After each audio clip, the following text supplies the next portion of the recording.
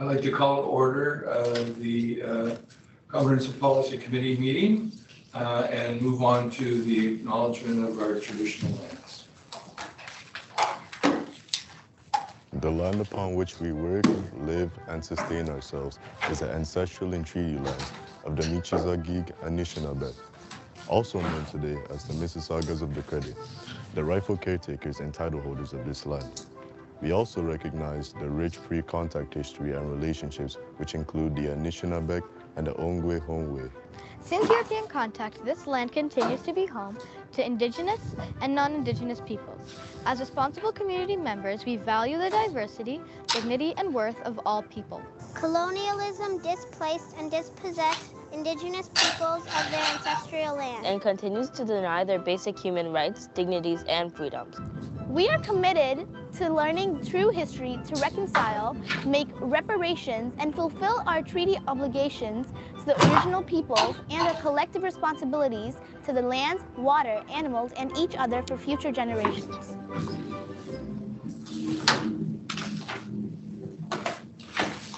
Thank you. The next item we'll have is the approval of the agenda, but we're going to modify the agenda. 7.1 and 7.7 will be referred to the next governance meeting.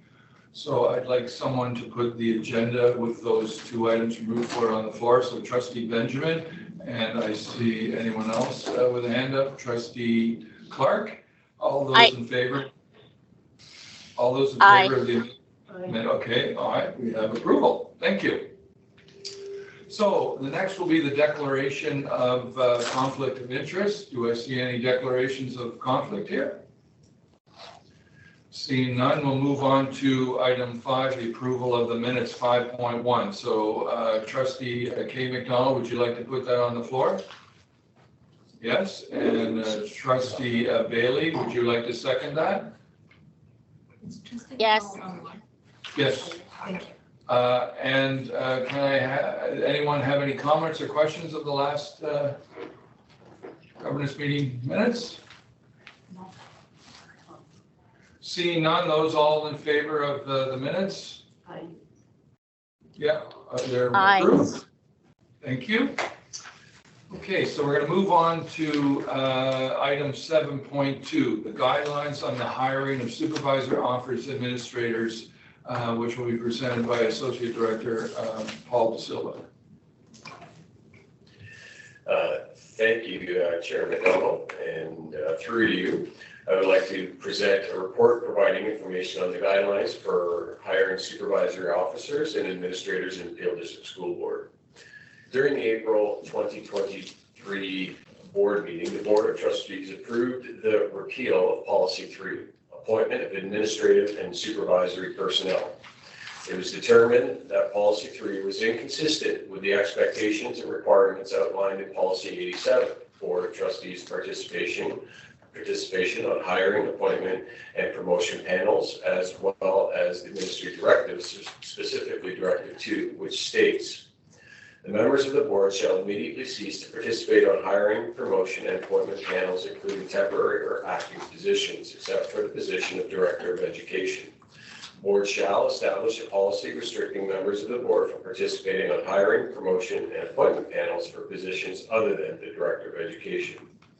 Furthermore, the Board of Trustees passed a motion requesting that the administration prepare a report outlining the standards for hiring administrative and supervisory staff as guidelines. This report aims to provide information regarding the guidelines for the hiring process of such administrative and supervisory personnel with the PDSB. Thank you. Happy to take any questions. Okay, let's put this on the floor first. So Trustee Clark, do I have you put it on the floor? Yes, Trustee Kay McDonald, do you second that? Thank you. Any questions or comments?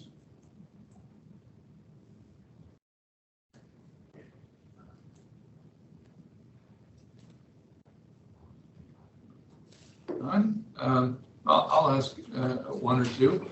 When I used to be on the hiring process, I remember the process well.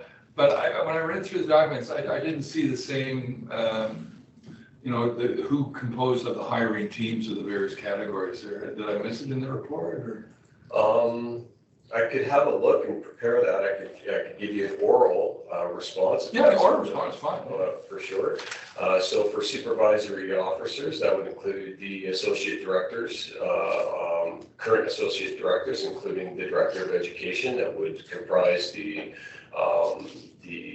interview panel for supervisory officers. And then as it pertains to administrative staff with respect to vice principals and principals, those would include the field superintendents, central superintendents would be part, and as well, sorry, apologies, and as well as controllers, operational controllers, that they would be included in that. And just out of curiosity, how many people, like I know principal, vice principal, used to be like 2 superintendents, 2 trustees, association representative, maybe someone else, you know, it's been a while. So that's like 5 or 6 or 7 people. How many now is it? Yes, I remember through you, Chair. I remember going through that interview process myself, and the table was quite large for the supervisor role. So, with respect to the superintendent positions, currently we would have all 4 associate directors, including, and then as well as the director, which would make it comprise of 5. And then as it pertains to vice principals and principals, there would be two field SOs and then hopefully another controller, so 3 total on that interview team. Thank you, I appreciate that, I understand it. Anyone else have any questions before we vote to receive this? We're just receiving it. We'll be voting just to receive this, that's right. Seeing no more questions, all those in favor of receipt of this report? Yep, so be it, pass. Let's move on to 7.3. 7.3 is the occupational health and safety policy presented by Kathleen Wilson in the back there. Thank you. Thank you, Chair. Through you. Again, my name is Kathleen Wilson, and I am the senior partner in the Health and Safety Department.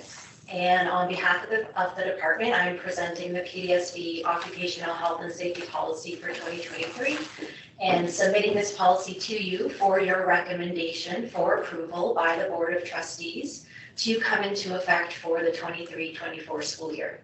It is a legal requirement of the Ontario Occupational Health and Safety Act that employers of our size create and maintain 3 safety-related policies: an occupational health and safety policy, a workplace violence policy, and a workplace harassment policy. This one policy that we are presenting encompasses the 3 topics and so fulfills all these requirements. The policy affirms the board's commitment to fulfill its duties as an employer under the Act, to have a safe working and for us also learning environment for all that minimizes or eliminates the risks of identified workplace hazards, including workplace violence and harassment, and to create and maintain programs to implement these policy commitments. Furthermore, it is a legal requirement that this policy be reviewed at least annually. We have made a few changes to the policy this year. We've reorganized the information to more clearly express statements pertaining to the 3 topics, so to make it clearer that the policy addresses the 3 topics. We've also added some definitions and additional responsibilities to the policy to clearly define different workplace parties and their duties. And we have put the policy in the new policy template format as provided by Legal and Governance Services. And I'm happy to take any questions. Wonderful. So let's put this on the floor. I'll ask Carla Bailey to put it on the floor. And I'll ask Trustee Benjamin to second it. Yes. Okay, any questions or comments about our occupational health and safety policy?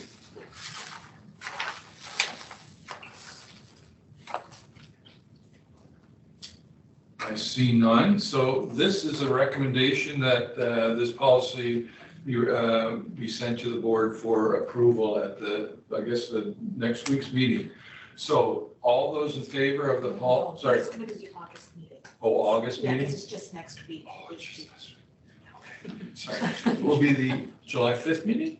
No, it's just the August meeting. So all those in favor of approval of this and recommendation for the main board meeting in August, all those in favor, I see hands up for approval. Okay, approved. So, great. Now we're on to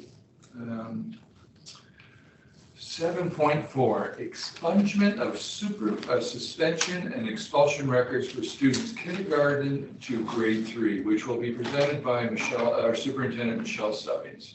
I assume she's online? Yes, I see. There you go. It's all yours. Thank you, Chair McDonald. Can you hear me okay? Absolutely. All good. Thank you. Through you, Chair, I'm pleased to present the updated Policy 89, which replaces the current intern policy. The purpose of this policy is to ensure that all kindergarten to grade 3 records of suspension and expulsion expunged on an annual basis as per the retention schedule outlined in Policy 48.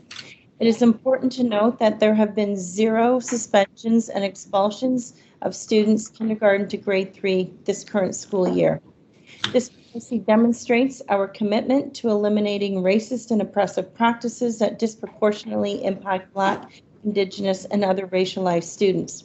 We recognize the harm that suspensions have, especially on young children, and we continue to ensure learning environments that prioritize restorative justice, alternatives to suspension, and progressive discipline. Approving this policy further demonstrates Peel District School Board's commitment to human rights as they apply to young children and our equity, anti-racism, and anti-oppression priorities. I am happy to respond to any questions. Thank you. So let's put this on the floor. Let's start with Trustee Clark. Do you put it on the floor? Great. Seconded, I see, by Trustee McDonald. Great. So Trustee McDonald, would you like to talk to it? Yes. Okay. Thank you. Through you, Chair. I was just wondering that, okay, we have this policy and it has been updated. And I'm wondering, how is it, like the updates in the policy and the expectations, how is that information provide, like how do the staff get, I don't know if it's really PD is the correct term, or how do they, how are they informed of the expectations of the policy? And why I ask that question is that there have been concerns that people would say, oh, because we are no longer expelling students under grade 3, there is no discipline, no, they can do what they want. So how do we ensure that staff understands that we're still expected to hold kids accountable, and by not just expelling kids for everything, that we can, you know, deal with remedies, constructive ways of dealing with any behavioral issues that might come up? Thank you, Chair McDonald. Happy to answer. So there was a memo in the system leadership that directs all principals. While we don't have any records to be expunged, it's important that they go through the process to understand that they should check their school records and make sure. Most importantly, through my department, we have done significant PD to the system around alternatives to suspension, around progressive discipline. And I think we recognize that when we suspend young children, we problematize children. The purpose of Policy 48 truly is to interrogate the learning environment and to really understand why these children aren't accessing their learning, and so to look at instructional strategies, to look at the environment, to see what supports that we can put in place for these children so that they can be successful. And I would say, Trustee McDonald, that age is a significant mitigator. We just cannot suspend, you know, kindergarten children, grade 1, 2, 3. They're just simply too young. Thank you for that. I'm happy to hear that, because that has been like a concern, you know? And even on you know, on Twitter, people will come out and have been saying, I think, unfortunate things about students and behaviors instead of trying to understand why the behavior exists and how we can mitigate it, right? And I think that's really, really important. Mm-hmm. Yeah. Agree. Thank you. Thank you. I have a question. Okay, first, before you, Trustee Benjamin, I have Trustee Clark with his hand up. Thank you, through you, Chair. When trying to explain ideas like progressive discipline and trying ways in which to avoid expulsion as a catch-all reaction to, like, even when it's a violence, how is there anything that the has that can coach us as trustees to help a parent whose fears, anger, and anxieties are very real, to help them understand why this is how, why we can show that this works. When there are kids getting beat up at school, that, I mean, I can demonstrate my age. When I was young, that was normal, getting beat up at school, right? That wasn't no reason to be expelled. But somebody like me with ADHD, depression, anxiety, and fell behind and started skipping, and I got expelled for that. So I realize it's different now, but I think a lot of parents need to understand how we as a board have come to this decision and why it works. Not just because it's a nice thing to do or it's kind, but how we can show them that it works. Thank you. Thank you. Through you, Chair McDonald. I mean, these are difficult questions to answer, and I'm not sure that we can answer them. I can answer them simply, but when we were suspending young children, we're saying that they are able to understand their behavior, that they purposely chose to do things. These are children who developmentally really should not be suspended. So I understand too that there's some situations where parents are tired of child A who seems to be struggling to I'll say, quote unquote, behave, but it's really upon the principal, the team, the board resources to understand this child. And there's no magic wand, but what does work with this little one? Constant communication to perhaps those that have been pushed or their hair was pulled, constant communication. But children who are exhibiting behaviors do have a right to education, and we have to figure out what it is that is prohibiting this child from settling and accessing education. And these are complicated things, right? And these take many conversations. They involve conversations with my department, with Spec Ed. We pull in, we rally whoever we can to settle the environment. And I would say, Trustee Clark, that we do have success, but with children with complex needs, it takes us a while. It takes us a while to do so. Thank you. Thank you, Ms. Stubbins. Thank you, Superintendent Stubbins. I think I had the next on the list is Trustee Benjamin. Okay, so my question is, it's not even a question, it's more like an observation, because I have a 5.5-year-old grandson in the school system. And he's coming home since the last 2 weeks using the word, what the? And he's not going forward. So, the adults usually use what the F word. And I don't know whether it's being used in the school system, in his classroom, among his peers. And so how do we do not use these expressions at home at all. So he's getting it from somewhere. Either it's the school where he's there for the whole day, and then he goes to the daycare that is run by the Y from 3 to say 5. So how do you correct this little one? That's one thing. So do we go and just tell the teacher, can you observe? Because we don't want him to get into the habit. And the second thing, he's constantly being pushed, and you already mentioned that he's a little fellow, so there are bigger boys. And, it happens in the playground, as Trustee Clark also mentioned, but he comes back hurt. So then you feel bad. It's okay if it's a little pushing and shoving. So once again, it happens, part of growing up, but it happens. And I think it's the same kids who are repeating this pushing and shoving. So so when you talk to them, okay, so-and-so did it, so-and-so did it. So once again, whoever is there at the Y or in the school, they need to then maybe make a note. And as you mentioned, talk to the kids, talk to the parents. That's important because it has to come from home. You don't do this A, B, C, D, E. It's very, very important. This is just my observation.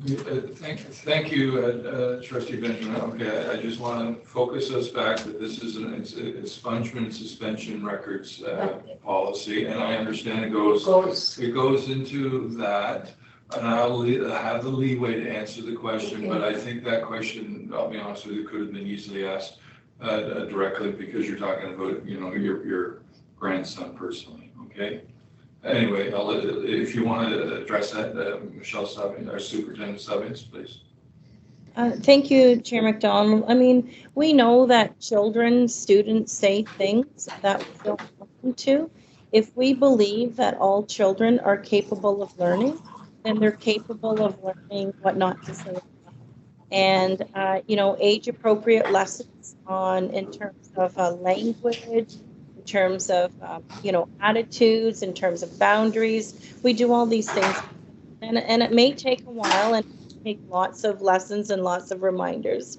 But I think in terms of, language in our classrooms, we do want to eliminate, I'll say, inappropriate language. We want to eliminate language that's full of hate and intolerance. And again, I say that all children are capable of learning, and we need to teach them. Thank you. Does that answer your question, Yes, Trustee Benjamin? Thank you. Okay, I have online Trustee Bailey, and then I'll come to you, Trustee Davies. Thank you. Through you, Chair. My question is just for clarification, because I'm trying to understand. Are there some grounds in which K-3 can be suspended? Thank you for your question. Through you, Chair McDonald. Yes, a young child in very extenuating circumstances who has done something quite egregious under Section 310, it's possible that the child could be suspended. Okay. So it's only under Section 310 now that they can be suspended. And there's no age limit on that. Yes, but I would say, Trustee Bailey, that age is a significant mitigator, and it would have to be a significantly egregious act that would result in a little one being suspended. Okay. All right. Thank you. Thank you, Trustee Bailey. Any other questions? No. Okay, now we'll switch it to Trustee Davies. Excuse me. I'll be going back to Trustee McDonald after Trustee Davies. Thank you. Trustee McDonald, I'll be going to you after Trustee Davies. Oh, okay. Thank you. Sorry, Mr. Chair. I was wondering if we were sort of keeping track of what would have been an offense that would have warranted suspension or expulsion, so that we can answer the question intelligently on whether there is a rise in those incidents. I mean, the pushing and shoving, the other things that always happens in K-3 grades is always going to happen, but the more egregious things that would have been a possible suspension or a possible expulsion 1 year ago from now. Do we have we sort of kept track of anything that happened this year that probably would have met that threshold, so that therefore we can compare numbers from last year to this year, and then thus we could intelligently answer the question of whether this has now empowered K-3 children to do things that would result in an expulsion or a suspension. Thank you, Trustee Davies. And Superintendent Stubbs, are you able to answer that question? Thank you, Chair. I can certainly try. I mean, the records have been expunged, and they're expunged because historically, they created false histories of children and of certain children, and so we don't. Across my desk, I get all suspensions and recommendations for expulsion under 310, and I have not had any this year. And I struggle a little bit to think that maybe a 6-year-old or a 4-year-old child, a baby in our system, is committing such egregious acts. And so, the age is a mitigator. We really need to consider is the child able to understand what he or she is doing and the impact. And so we've got significant resources. We've got wraparounds for our little ones that are struggling in the classroom setting. But the purpose of, expunging is so that we, we understand the impacts of suspension and discipline on children. And so last year's records are gone. Okay, thank you, Superintendent Stubbs. Do you have a follow-up, Trustee Davies? No, it's just that it's difficult to justify and difficult to quantify without data and information. That's all. Just from a trustee or a staff point of view, when parents come at you with that sort of assumption, it would be nice to have some data or something to at least refute it. That's for sure. Just as a side note, I did get the strap in grade 2, and so it worked. Thank you. Thank you, Trustee Davies. Trustee McDonald, you're next for a question. Yeah, thank you, Chair. Through you, because I was struggling when I was going to ask this question when I was preparing for the meeting, whether it should be under 7.3 or 7.4. And I still don't think what's going in my head has been answered. So one of the concerns I have, right, was recently, for example, it is alleged that a staff wrote a letter to somebody and complaining about a school and that they weren't suspending the kids and the kids were doing all these things and they were sort of in the tweet alluding to the fact that we're no longer suspending or expelling kids in grade 3 or also like in middle schools, they were implying that nothing is being done. So I was just wondering in terms of, again, I guess it's back to, I think it would fall under how this policy is, the PD for the policy is given to staff for them to really understand, what actually is progressive discipline, looking at mitigating factors, that type of thing, looking at even would that fall under harassment, like breaching children's privacy by, putting on Twitter acts that they have done. And if it's one student in the school, then you have, in fact, named that kid, outed the kid, right? Which I think is a risk to the board, or could be a risk to the board. So that's kind of the concern. I don't know if I'm fully explaining my concerns around the tweet. So I'm just wondering, how are we, working with issues like that? And I know firsthand, I've seen kids, or people say, oh, this kid, they can't deal with this kid, and this, you know, and the parent goes to another class, or the kid goes to another class, or even another school sometimes, and it's a totally different kid. There's no issues, and people go, oh, why were they complaining about little Johnny, right? So, you know, I just think, again, you can see environment, and because I believe that a lot of these acts are ways of communicating, right? That the 5-year-old is frustrated because probably the teacher never picks them. So you say, why are you so disruptive? Well, if I sit still and raise my hand, they never pick me. So I yell and scream in class, right?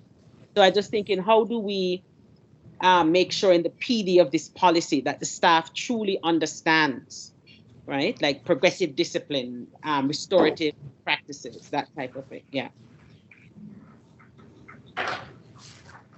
Thank you. Sorry, Superintendent Stebbings, are you able to provide a solution? Thank you. A solution. Thank you. I can try. I think, again, historically, we have problematized the children. These are young children, and even children, you know, above grade 3. We have to understand that we need to ensure that the learning environment is such that they can access their learning.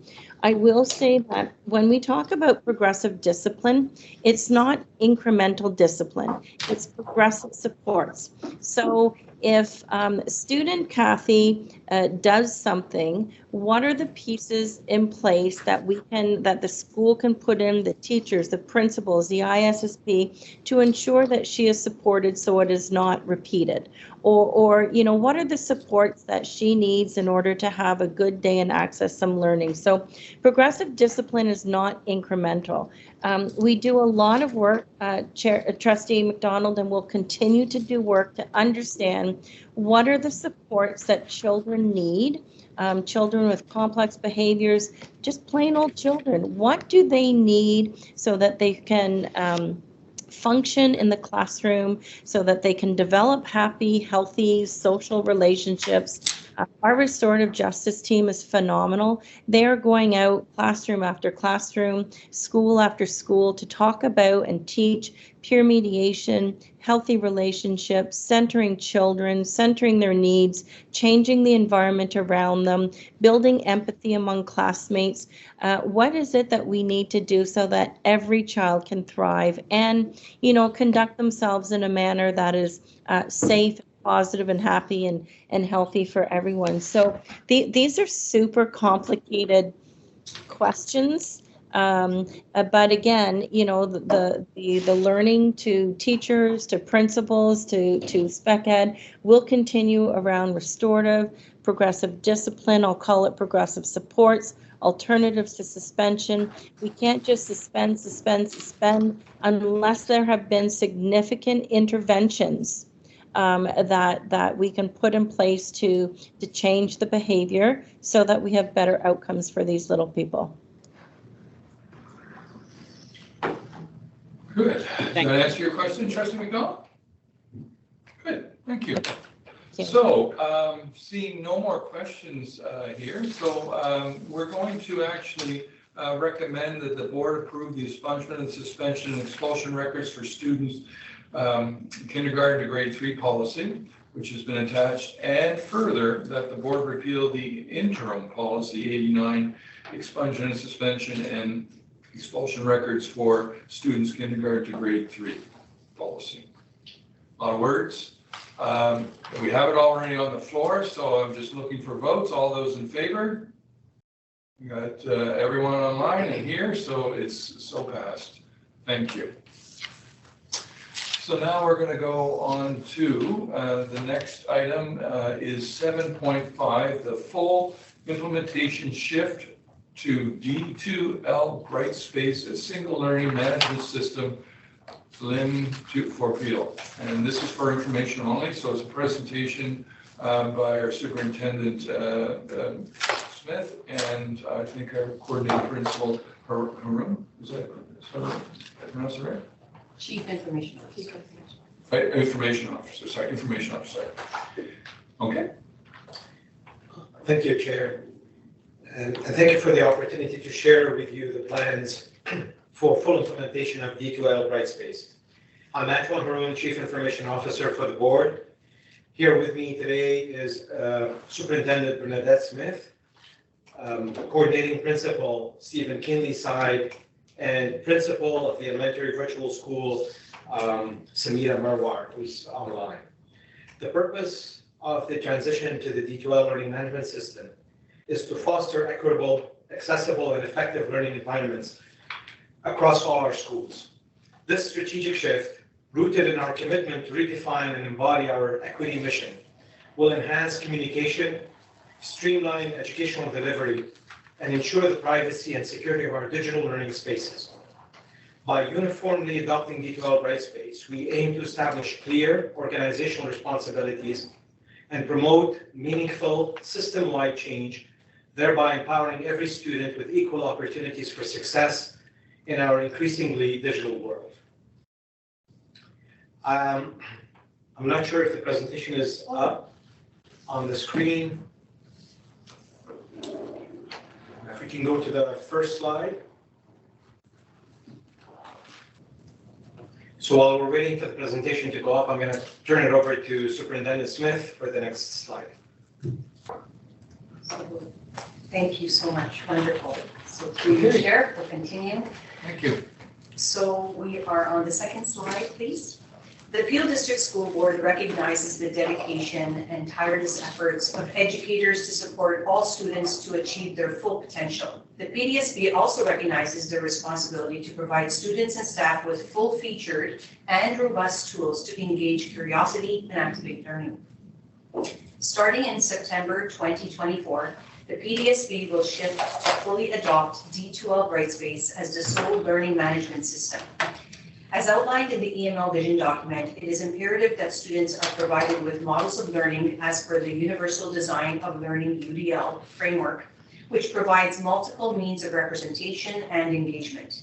This enables student agency and ownership over their learning process as they are encouraged to become agents of change to dismantle inequities and oppression. Only D2L Brightspace has the features and tools necessary to provide such rich and varied learning experiences. Next slide, please.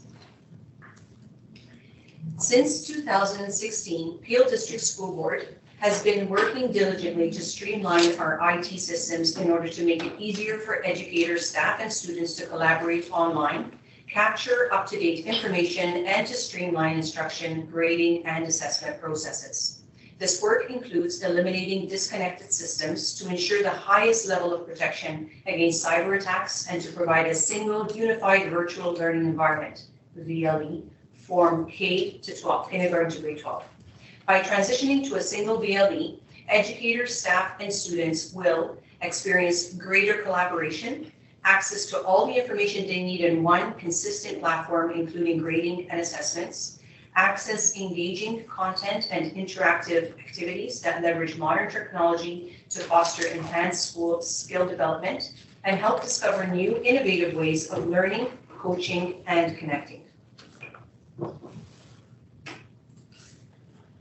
Additional benefits are the alignment with our board policies. Policy 78, digital citizenship. Policy 54, equity and inclusive education. Policy 51, human rights. Policy 48, safe and caring schools. Policy 14, student assessment, evaluation, and reporting. And our information and privacy policy as well. And by adopting D2L Brightspace, the board will avoid a cost avoidance of a minimum of $1.5 to $2 million per year. And that's at minimum estimate in terms of a cost avoidance. This decision is aligned with the legal responsibilities of staff and the board to provide an equal, accessible, and inclusive learning environment. It supports adherence to privacy laws and regulations, as D2L is designed with a strong focus on user privacy and data security. The platform also facilitates compliance with educational standards and requirements for digital literacy, assessment, and reporting. Next slide, please. So to offer you some background, in 2016, the Ministry of Education secured an $84.2 million license with D2L Brightspace. D2L, the company, one of Canada's most prominent online learning companies situated in Ontario, on an agreement extendable to 2028 to host virtual learning and e-learning classes. All K-12 public school teachers in Ontario have access to D2L Brightspace as part of a provincial virtual learning environment. D2L and the Ontario Ministry of Education have an 11-year partnership with the goal of supporting technology-enabled learning in Ontario. Every school board in Ontario has a technology-enabled learning teacher, a TELT, T-E-L-T, contact, who supports teachers using digital D2L Brightspace. So I'm just going to take you a little bit through this timeline here. So 2018, PDSB was made aware that the Ontario government had a contract with D2L, and the contract included client services and opportunities for input on upgrades. As a result, the RFP, or request for proposal, was abandoned and D2L was adopted. In 2019, Brightspace D2L is announced in a board-wide memo as the only digital assessment tool supported centrally.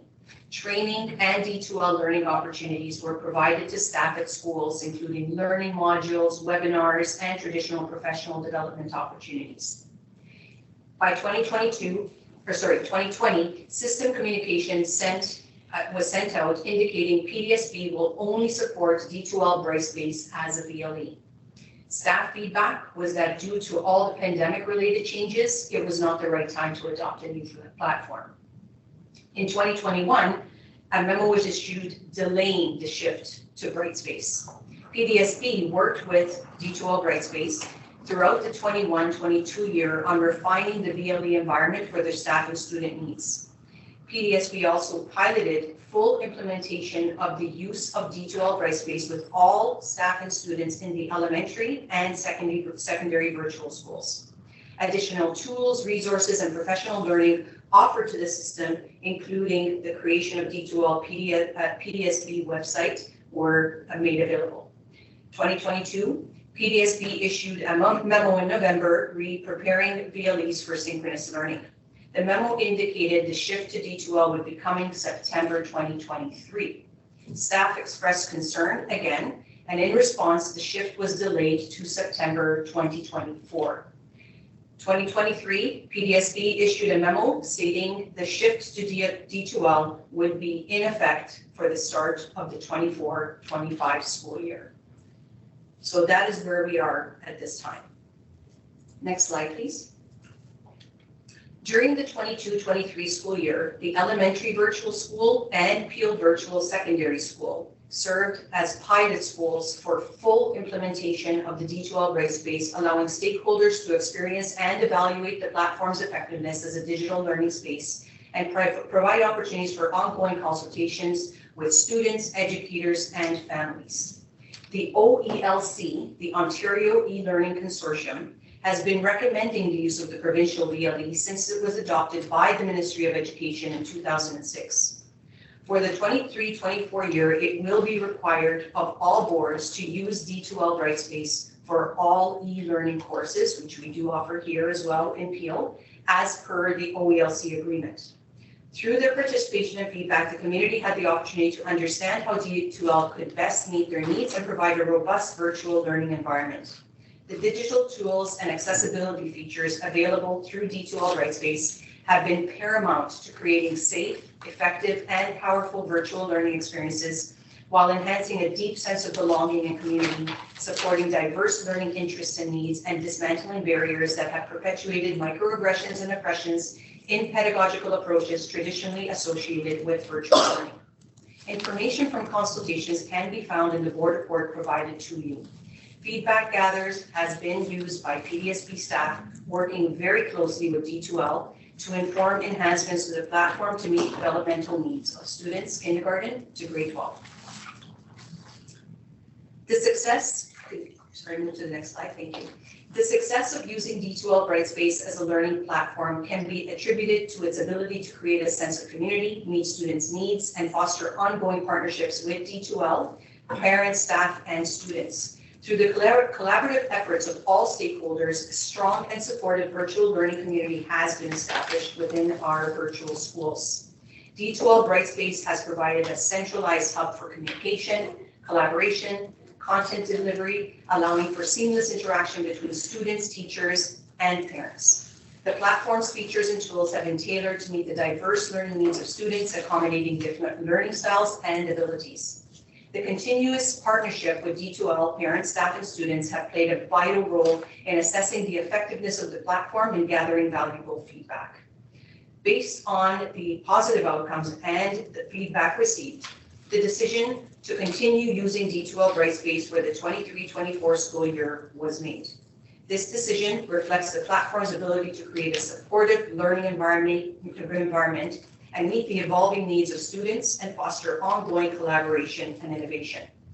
For more information for you in terms, if you're not familiar with D2L Brightspace and how we work in the virtual world, we want to offer you just a very brief look at a day in the life of students, staff, and admin, explaining the platform and how it looks. So we have a little video here that has been prepared by our elementary virtual school staff and students.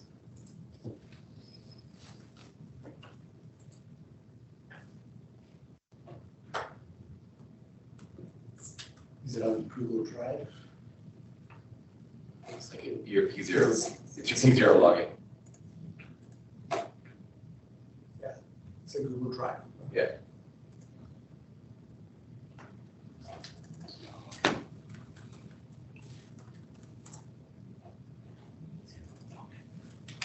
So essentially what this video is going to do for you is provide you a sample of how students enter into the space and navigate within it. Here we go. Thank you.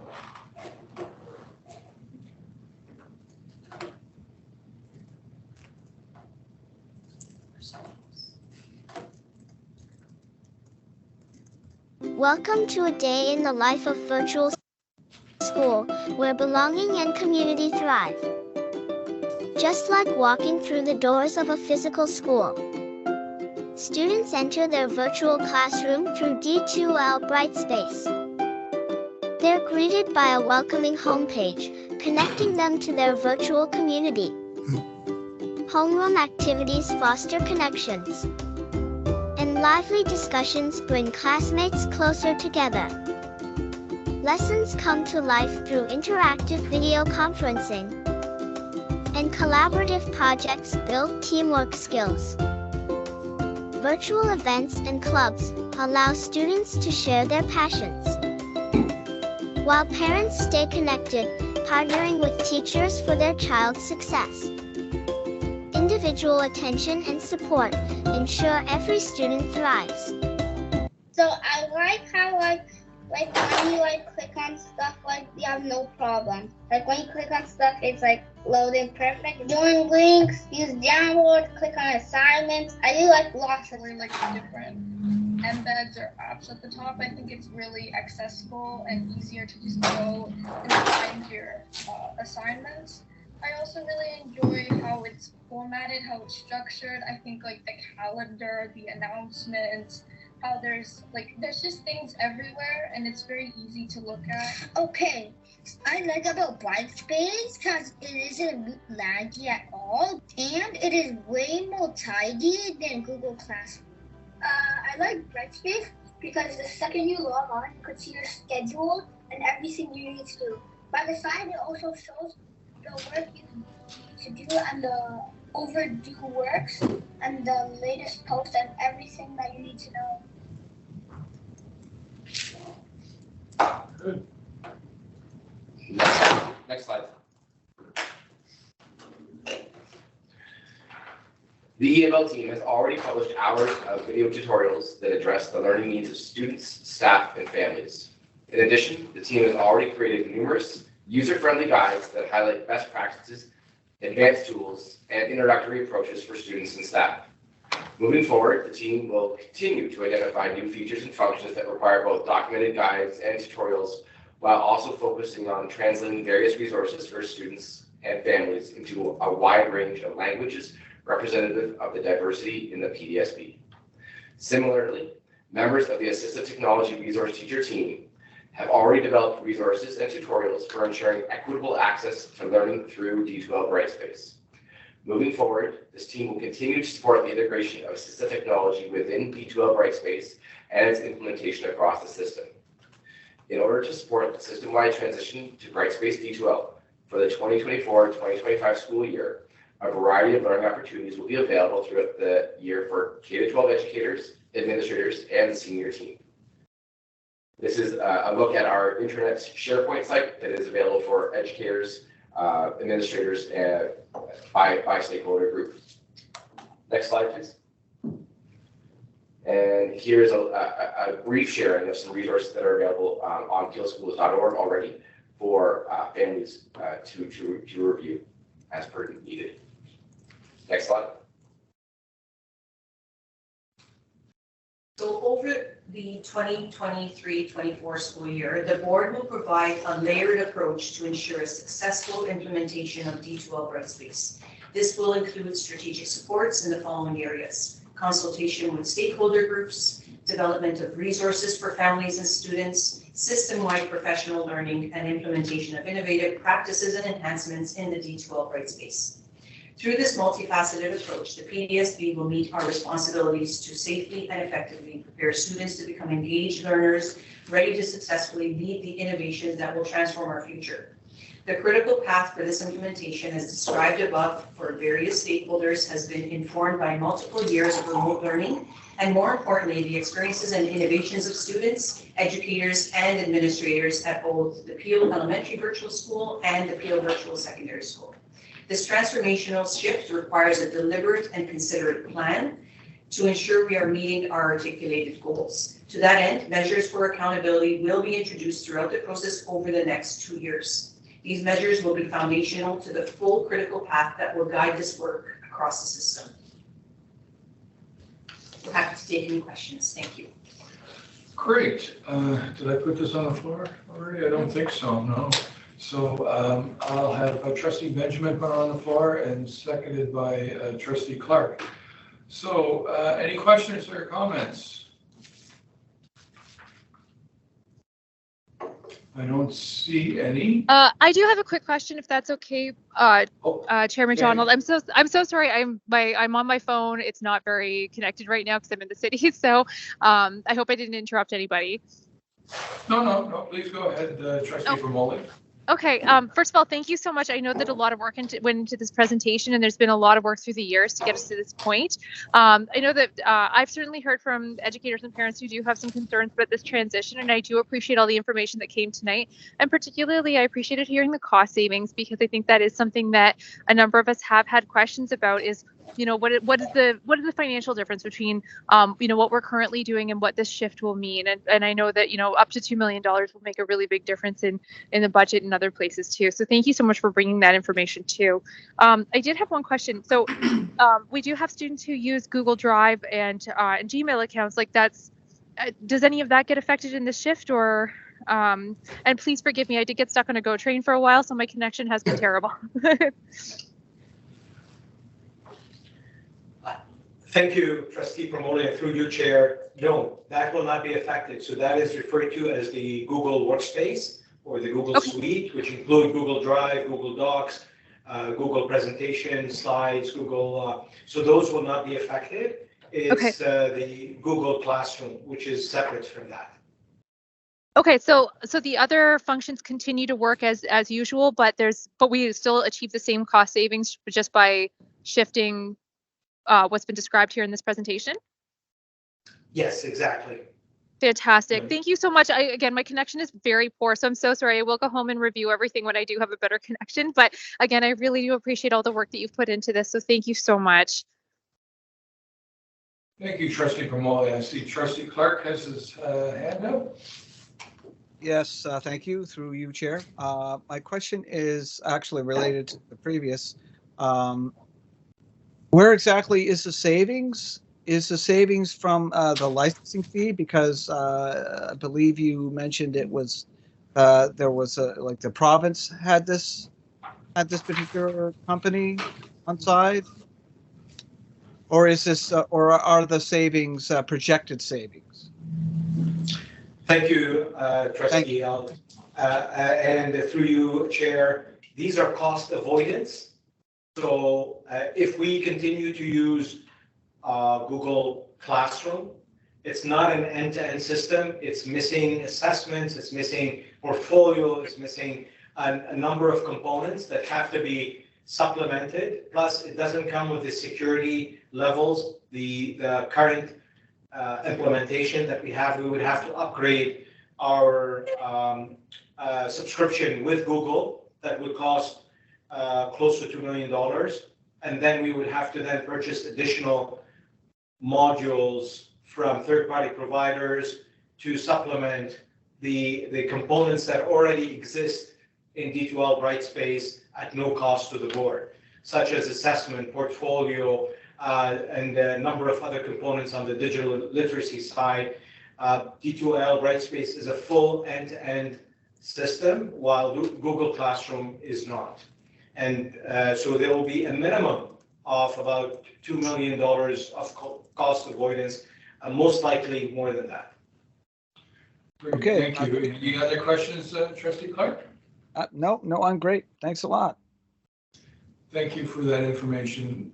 Seeing no more questions on the floor, I just want to thank you for this report and seeing, as Trustee. Sorry, Chair. No, Trustee Bailey, please. Just that through you, Chair. Quick question for presenters. What do parents have to do anything in order to transfer their account or anything like that, or will it just be streamlined for them? Thank you for the question, Trustee Bailey, and through your chair. No, absolutely not. Currently today, D2L Brightspace is fully integrated with our SIS system.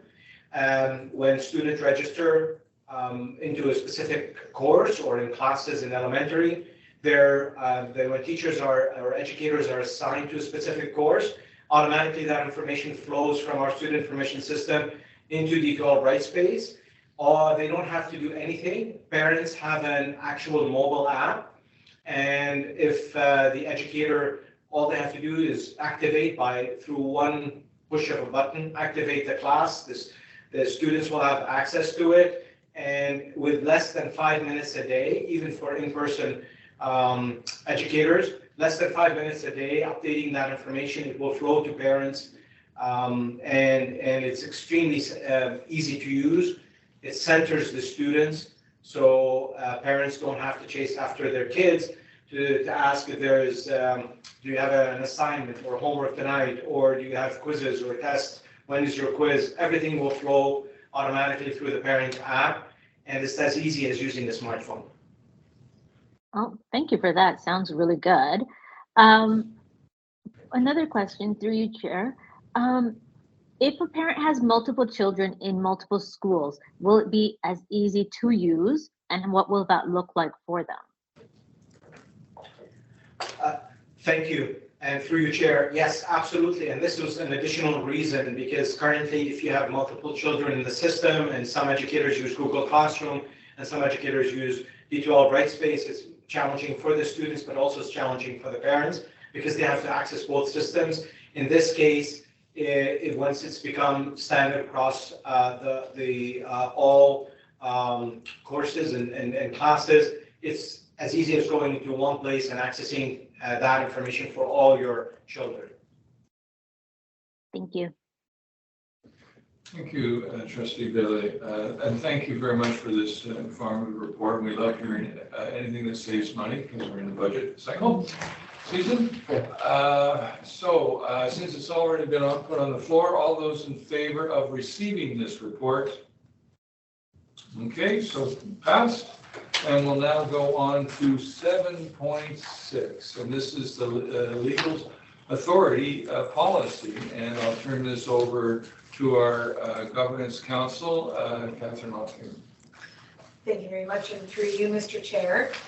This policy is brought to you in connection with the Education Act, which provides authority to delegate powers and duties to persons and bodies, including the Board of Trustees being able to adopt and maintain policies with respect to the delegation of not only its powers and duties, but the powers and duties of the Director of Education as well.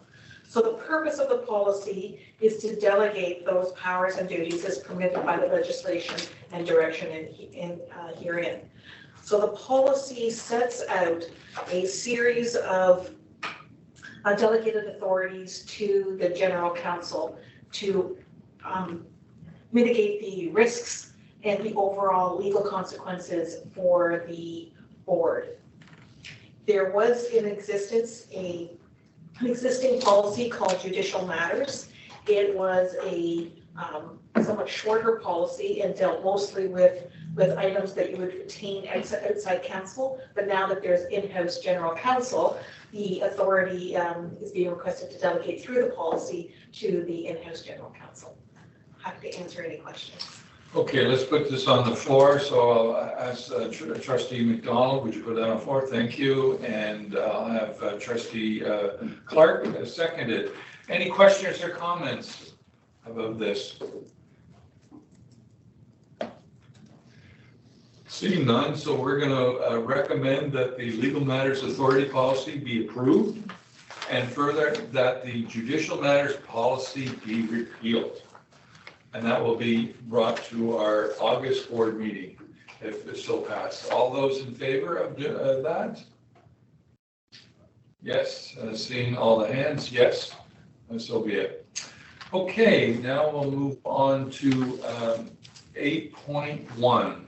So this is from follow-up from our meeting last month in reference to I guess the significant days of significance and the red dot and red circle days. Is someone going to be talking to that, or should I just, no, just for information only? So, well, just to let you know, but if you read it, we have 65 open red dot days of significant, and sorry, red dot days of significance 65, and open red dot days is 22, for a total of 87 indication of days of significance. So it's important to note, if you read this, the red dot days, you do not schedule events at any time on these days, including but not limited to learning, assessment, and evaluation.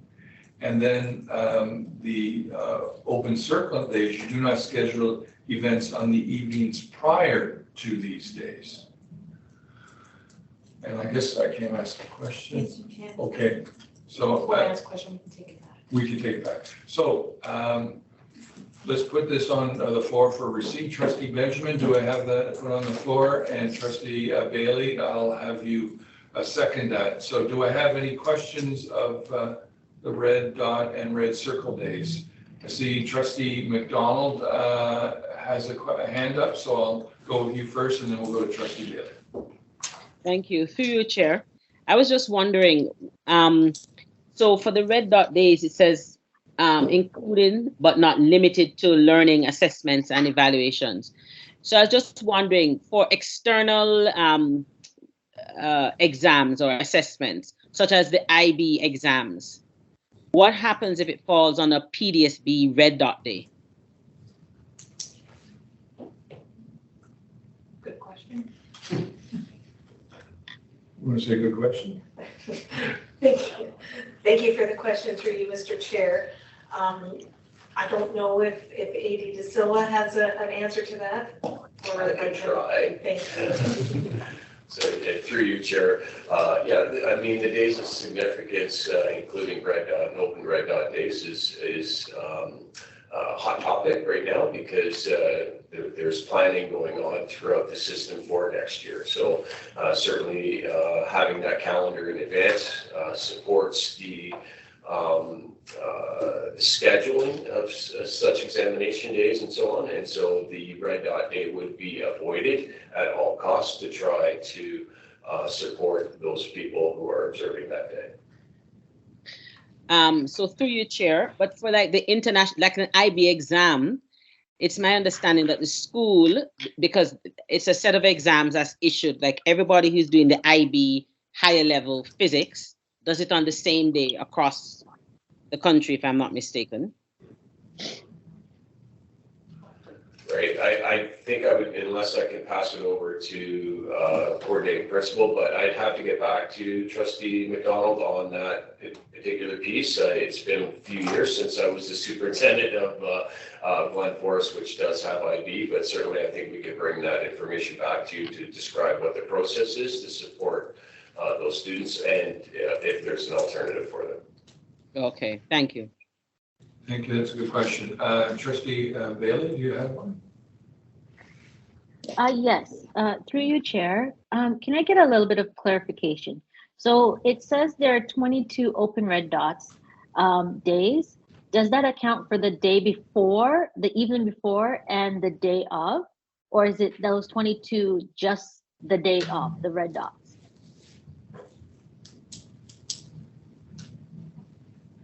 Oh, you can do that. Okay. Counselor, Governance Council will respond. Thank you for the question through you, Mr. Chair. The open red dots addresses the day before.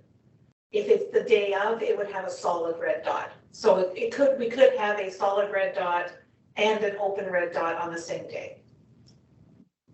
So, but in here, it says open red dots, do not schedule events on the evenings prior to these days. Correct. So a red dot an open red dot would never appear on its own, is what you're saying? It could appear on its own if the day of significance is starts on the evening before, such as fasting. It would start the day before, celebration would start the day before. And one of the reasons why they can't be uniformly set out in the calendar each year is because a lot of the days of significance depend on.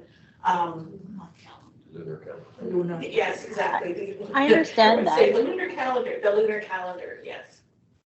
I completely understand that. What I'm trying to find, count is the actual numbers, because it does say 22, but it's on the even prior to these days. So I'm trying to make sure that the red dots, the open red dots, would only appear on a day that there's a red dot, a solid red dot. And they would never appear on a calendar by itself. So are we counting? So that's what I'm trying to find out, because then is it 2 days or 1 day? Thank you for the question. And they can appear on their own. Open dots can appear on their own. Okay. Without a solid So you dot on the wouldn't. same day. Okay. Thank you for that. So my next question is, when I Googled this, it said there's 194 school days. I'm assuming there's going to be wiggle room there, 1 or 2 more or 1 or 2 less. And then there are, when you add the 2 together, it's a total of 87. So we're trying to fit everything in half of the calendar. That's going to be some very jam-packed calendars. Trustee Bailey, I think that's why you heard Associate Director Paul Da Silva say that it's a contentious, because you have planning for that very limited time of the calendar. It's an observation indeed. Okay, thank you. Do we have any more questions? So I'm going to ask one. Trustee Davey, sorry. You got to be online and get the hands here. I only see yellow hands. Through you, Mr. Chair, I've been around for 5 years, and I do not recall approving any of these days. What is the history behind this? Like, how do they get approved as red dot days or circle dot days? Who does this? Is it the Board of Trustees? Is it, because we've got to do something about this. And when are they vetted? Are they vetted all the time to make sure that, yes, this one is necessary? I will take that question, but if I make a mistake, the Governance Council will correct me. I think it was at the last governance meeting, we approved the dot days. So we were given the report, and that's when this sparked the question of how many of these days were coming forth. So staff are the ones that prepare it, and we have been the ones that approve it.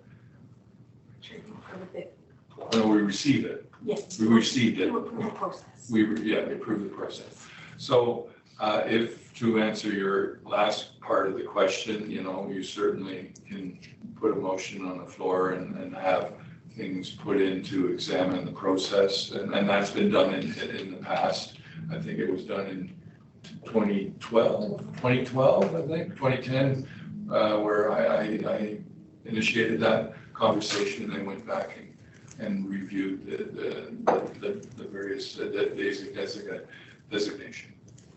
I'm not on this committee, so I can't put a motion on the floor right now, but I will let avenues to do that, because this is too tough.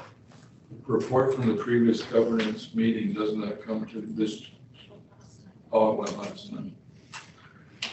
Well, you can bring up notice of motion and then have it come to, us or whatever and refer to a review of the process. I don't know, whatever, there's various ways to do it. Any other questions? So I think we've all seen, and we're especially this spring, it's been very limited in the amount of days we can meet. And it's not just me for trustees, but I can imagine how doing work in the school setting must be difficult. So if I have let's go back to principal, vice principal interview process. Usually it's not done in one day. I assume it's done on 2-ish days with a number of people. And picking days of significance can really, we can only do it, but do we do, if we have 2 days, because there's that many candidates, do we say, okay, we have 1 day of significance, but those are people, you always have the alternative to go for a non-day of significance? Or do we just say, no, both interview days have to be on the day of not any significance? I don't know if that's clear. Yeah, that was super clear. Thank you. Through you. I think we've done both, Chair. In most cases, I think in setting up the interviews themselves, we try to avoid when possible. But if that becomes too problematic, that we have too many candidates to fit in and there's just not enough days, then what we try to do is inquire around whether or not they would be observing that particular day or not, and then if so, then we make those accommodations. Okay, great to hear it. Thank you. Any other questions? Comments? Seeing none. So this is just for receipt. We've already gone through the various bring on the floor seconder. So all those in favor? Okay, it's passed. So let's move on to the 8.2 memo, referring to the administration of the student census. We had questions from the last governance meeting. So I'm going to ask Trustee Bailey to put it on the floor, seconded by Trustee Clark. Do I have any questions or comments on this? Seeing no hands up. Seeing any hands up here? No. Okay. All those in favor of receipt of this response? Okay. It's passed. Okay. We're now going to go on. Let's see where we're at. No, there's no trustee motions for consideration, so we're now on to item 10.1. We have a notice of motion from Trustee Bailey regarding student transportation. Should I read that into the record, or is it just for? Or you can read it. Okay, Trustee Bailey, would you like to read your motion? Notice of motion, please. Oh, it's okay. You can read it. You can say as read. Okay, as read. Okay, thank you. I get up my whereases. Whereas the Peel District School Board has a policy regarding transportation, policy 39, and whereas transportation policy 39 specifically provides that transportation shall not be provided to regional learning choices, and whereas Peel families have made requests to the Peel District School Board to provide student transportation to regional learning choices programs, there be resolved that the staff report with a review of the transportation policy 39 and the regional learning choice Program Policy 64 in relation to student transportation and possible solutions started in the 2024-2025 school year. In further, that the Peel District School Board work with Stop R to propose updates to the eligibility requirements for student transportation to be included in the report. And further, that the report include estimates, budget impacts of the inclusion of the student transportation options for regional learning choice programs. And further, that the report come back to the future meeting in the Governance Policy Committee. I don't have to bring any seconder. No, okay. Thank you. Okay, it's just a notice. Then I guess we're just right down to the bottom of the agenda now. So I'm going to ask for someone to put a motion for adjournment. So is Trustee Kathy McDonald? I'll put you for putting that on the floor. And thank you. And Trustee Clark will second it. All those in favor? So passed. Meeting adjourned.